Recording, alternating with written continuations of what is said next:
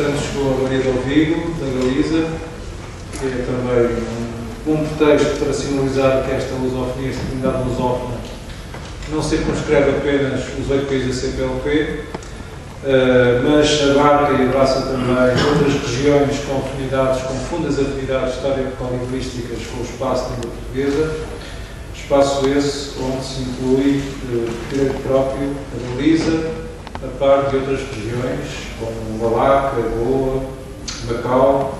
De resto, todas essas regiões estarão também devidamente representadas nesse segundo Congresso da Cidadania Lusófona, que eu há pouco referi, e que se realizará no dia 16 de abril de 2014, bem como estão também representadas nos órgãos consultivos do Movimento Internacional Lusófono. Gostaria também de chamar a atenção, antes de passar a palavra ao Rodrigo, sobre a alcunha, que o número 14 da Nova Áquia, que sairá no segundo semestre de 2014, irá referir-se à mensagem, irá centrar-se na mensagem por ocasião dos 80 anos da sua publicação. E passo então a palavra ao Rodrigo Sobral-Cunha, que nos vem falar sobre Teixeira Pascoais e António Quadros.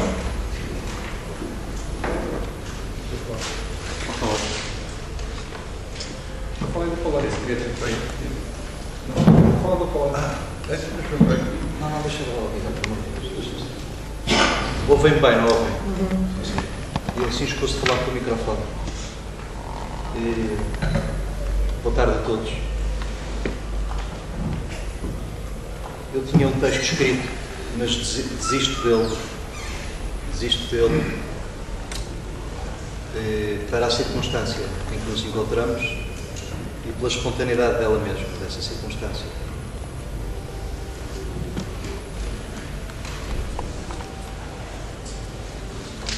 Parece que Dom Sebastião teria dito morrer talvez, mas devagar.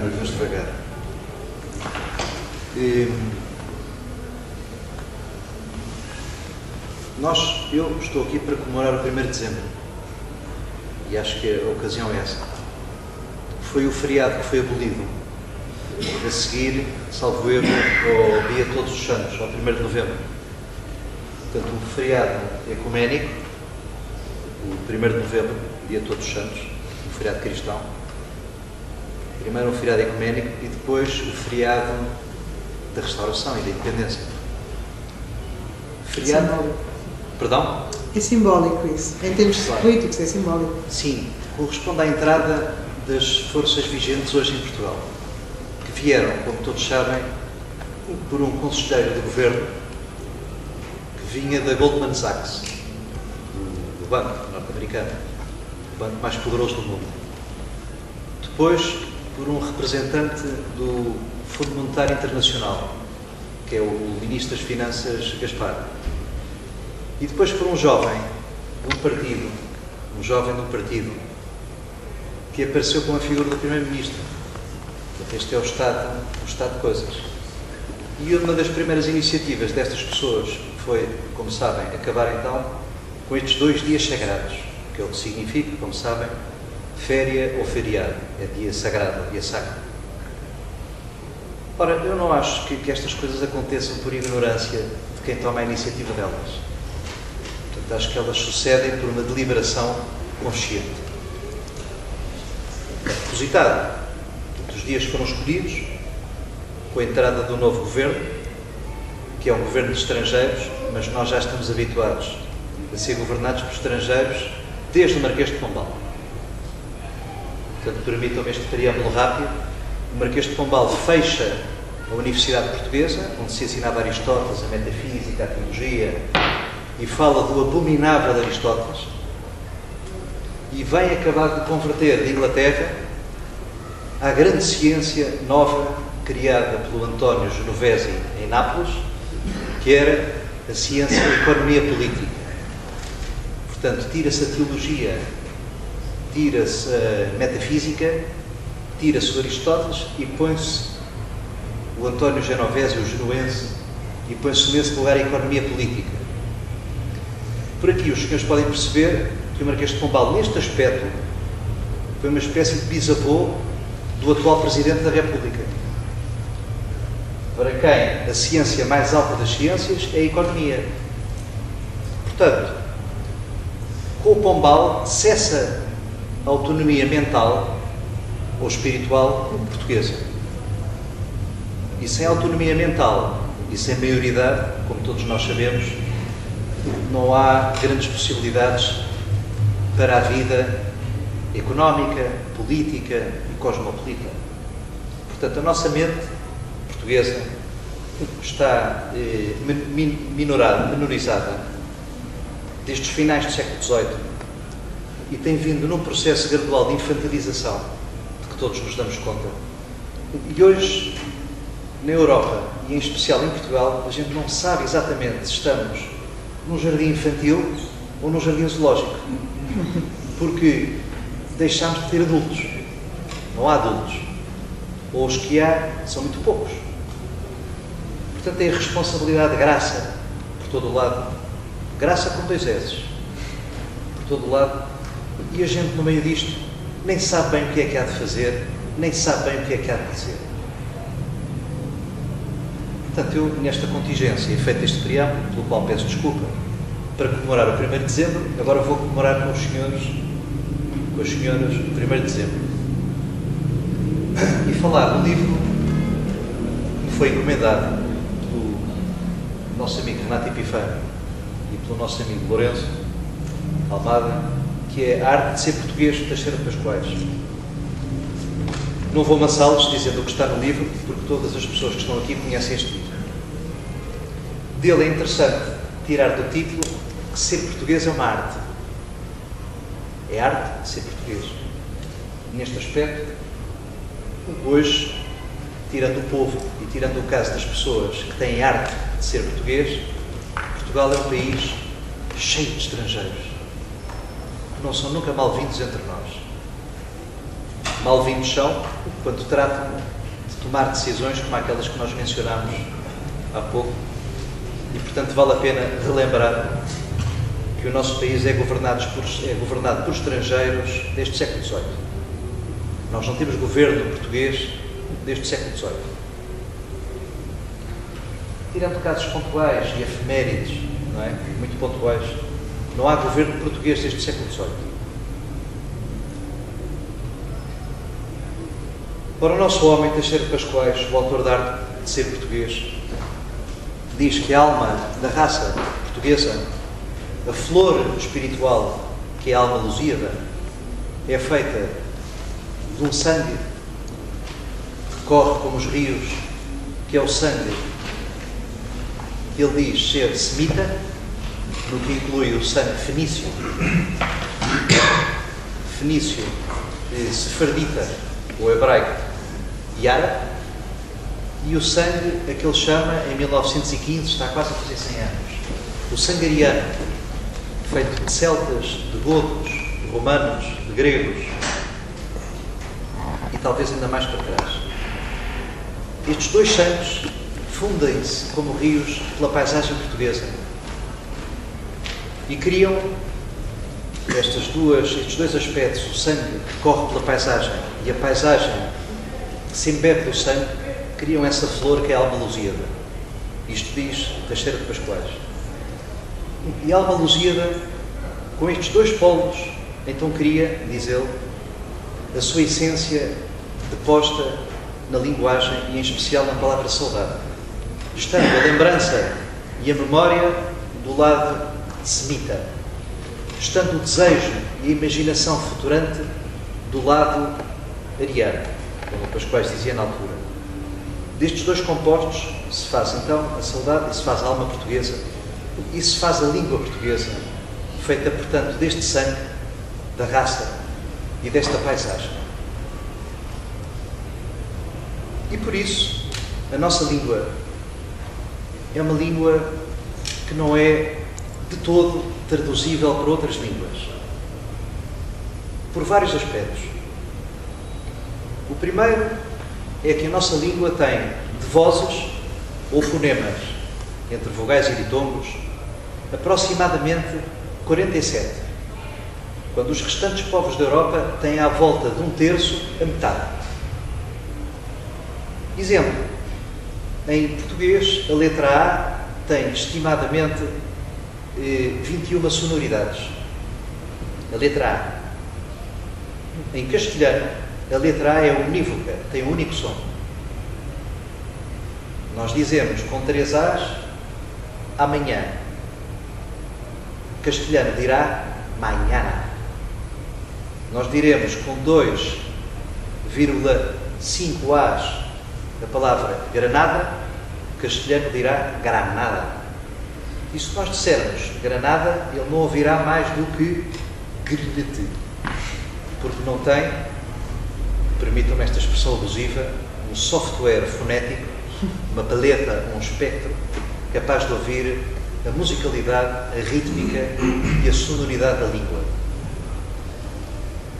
E por isso, pascoais, os poetas, que é como quem diz os profetas, porque a palavra é a mesma coisa, tem o mesmo significado, que é como quem diz os criadores, gaios, bandados e alegres, estes, dizem: minha pátria é a língua portuguesa. Não dizem que a pátria, que a língua é a pátria. Não dizem que a pátria equivale à língua, neste sentido inverso. Dizem outros sim, nossa pátria ou pátria é a língua portuguesa. O que coloca hoje para nós, penso eu, as coisas neste cenário, que é o cenário do plano do som da língua portuguesa ou da lusofonia. Coloca-nos nesta dimensão. Recebemos há pouco tempo, há coisa de um mês, feliz notícia que o português talvez venha a sair como língua de trabalhos da União Europeia. Eu acho isso bem, porque uma vez que os outros povos europeus não apresentam capacidade fonética de compreender a língua portuguesa, é interessante que ela assim seja preservada, em vez de nos obrigarem, como está sucedendo, a falar inglês, que, como todos sabem, é uma língua muito primária e muito reduzida, que é uma mistura de germano tardio, normando, não é? Com latim medieval. 2/3 do inglês é latim, mas empobrecido. Dizem a palavra até meio, substância fica substance, verbo fica verb, adjetivo fica adjetivo. Portanto, é uma língua empobrecida e por isso ela permite hoje tão facilmente o contacto. Isto sem desprimor para a bela língua inglesa e para Shakespeare. Ela permite hoje, por este facilitismo, o contacto generalizado entre os povos do mundo. Globais. Perdão? Globais. Globais.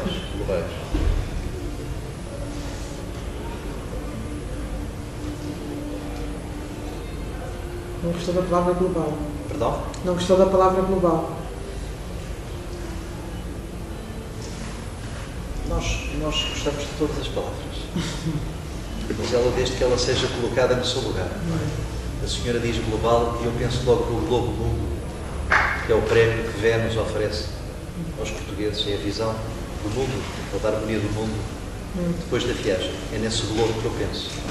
Isso é não diferente. penso no globo azul que aparece na televisão, não é? Como sendo a Terra. Penso naquele outro globo, no globo mundo, Camões, não é? Tá bom.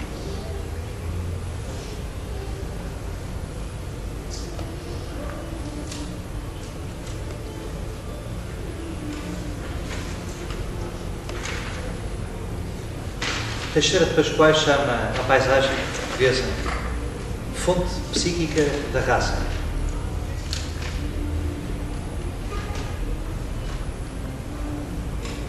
E diz isto: o gênio da nossa língua é o dom especial que ela tem de traduzir o sentimento saudoso da natureza animada e inanimada.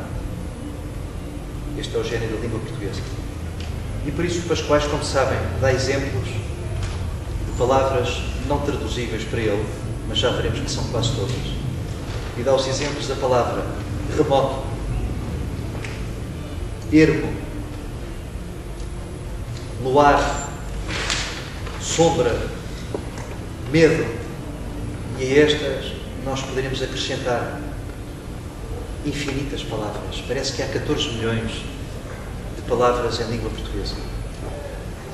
A mim ocorre, desculpem, por exemplo, a palavra onda, onda, que os outros povos dizem com um som agudo no início. Por exemplo, até os romanos diziam onda. Nós, os portugueses, perante a onda, fazemos com que a onda seja interiorizada dentro de nós. Por exemplo, os ingleses, como sabem, dizem com duplo U, W, dizem wave. Nós dizemos onda, assimilando perfeitamente a onda, sem este som agudo no início e terminando com uma dental e com uma vogal aberta. Onda. Dentro da língua portuguesa, chove absolutamente. Reparem nisto. Chuva. Dentro da língua portuguesa, venta verdadeiramente. Repare-se nisto. Vento. Tem isto tradução? Mais conhecido é o caso, por exemplo, da palavra janela, que virá do Janus bifronte, do deus latino, que contempla o tempo e a eternidade. E por isso os portugueses da janela veem o tempo e a eternidade. Não lhes chamam nem ventana, nem fenestra, finestra ou fenetra, nem lhes chamam corta-vento. Chama-lhe o espaço por onde se olha para o tempo.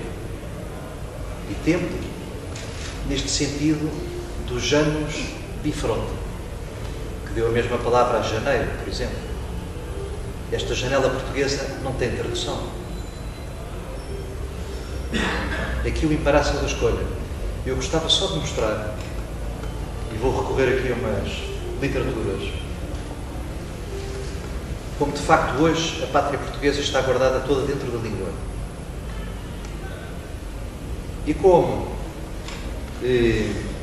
ceifando-a, então se ceifa Portugal. Até lá as coisas entram e saem do país. Mas a minha comunicação é de Teixeira de Pascoais a António Quadros, Portugalidade e Lusofonia, não é? Ora, o António Quadros comunga da generalidade destas ideias. Louva-se de Teixeira de Pascoais e destas ideias. Lembram-se seguramente que Pascoais e Pessoa protestaram muito já contra o acordo da República, que fazia desaparecer o Y. Muito menos misteriosa, dizia o Pascoais, era a palavra mistério, sem Y. Ou lágrima, sem Y, porque o Y fazia a própria lágrima que cai. E o próprio mistério dá muito mais mistério à palavra. Não me vou pronunciar, portanto, acabei de pronunciar sobre o atual acordo. Ora, o nosso António Quadros participou no seminário de Literatura e Filosofia Portuguesas na Universidade da Misericórdia de Friburgo e fez o último grande texto dele, que é uma espécie de testamento espiritual. Aí diz o António Quadros que os povos altos, como for o povo grego, tinham nos mistérios, por exemplo, de Eleusis ou de Delfos, aquilo que possibilitava a um homem tornar-se um ser maior, passando pelos mistérios e pela gnose ou pelo conhecimento do absoluto. Tornava-se então maior e capaz de ser cidadão, político, cósmico do universo, pai, não é? E habitante maior de uma cidade. Passavam por estes, portanto, os gregos sem estes mistérios não chegavam à cidadania. Ora, o mesmo se dava, como todos sabem, em Portugal, o que foi país templário. Portanto, sem essa iniciação ou esse despertar, não era atingida a maioridade. Ora, essa iniciação em Portugal desapareceu, na verdade, como coisa séria, no século XVII. Desaparece a iniciação em Portugal como coisa séria, no século XVII. Um bocadinho mais para trás, como sabem, o infante Dom Henrique era grão-mestre dessa mesma ordem. Portanto, imaginem como as coisas estavam. Eram então os portugueses adultos.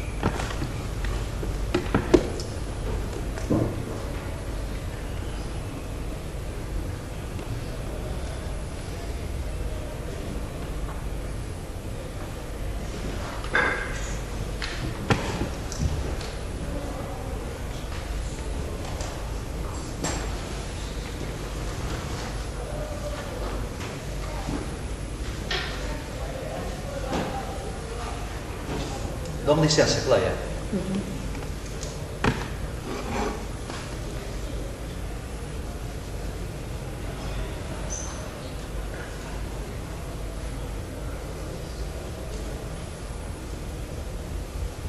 Gostaria de ler o que mencionei há pouco, umas palavras citadas por António Quadros de Vincenzo Spinelli, o italiano que viveu em Portugal, que em 40 escreveu um livrinho que se chama A Língua Portuguesa, nos seus aspectos melódico e rítmico, publicada pela Quadrante, em Lisboa, em 40. Diz ele: se é extraordinária a gama, este italiano escreve isto, se é extraordinária a gama plurissignificativa da substantivação portuguesa, a sua qualidade fonética é, por sua vez, singular e superior. A língua portuguesa, nos seus aspectos melódico e rítmico, apresenta, como nenhuma outra, um sistema enarmónico que se possa comparar à sua complexidade vocálica, que entre vogais puras, vogais nasais e ditongos possui 43. Digo 43 vozes e não A, E, I, O, U só. O problema, pois, continua este italiano, da língua portuguesa, posto por nós nos primeiros parágrafos, vai automaticamente transformar-se neste outro. Estaremos nós, estrangeiros, habilitados a compreender a musicalidade da língua portuguesa? O que é que percebem dela os nossos ouvidos e, consequentemente, o que é que sabe repetir o nosso aparelho sonoro? E o curioso é isto, continua este autor italiano. Enquanto nós, estrangeiros, não sentimos, e sabemos que não podemos sentir, senão de forma aproximada e incompleta, deformada pela nossa especial compleição fonética e auditiva, a musicalidade da língua portuguesa, os portugueses percebem rapidamente a nossa. Porquê? Porque aos três sons fundamentais do calabrês, a ressoante voz do espanhol, ou teclado tonal e semitonal do latim vulgar e do italiano, o português opõe dois teclados completos, como têm os órgãos e como tinham os cravos do sonoro 700. Como se isto não fosse suficiente, acrescenta dois registros.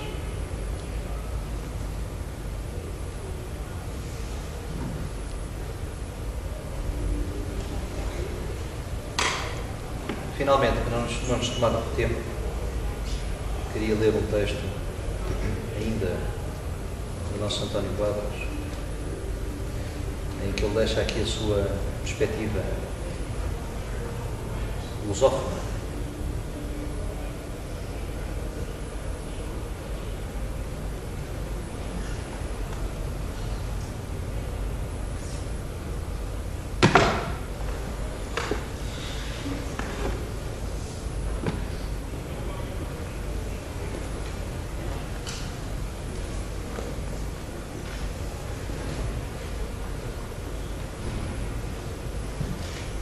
Cá vamos.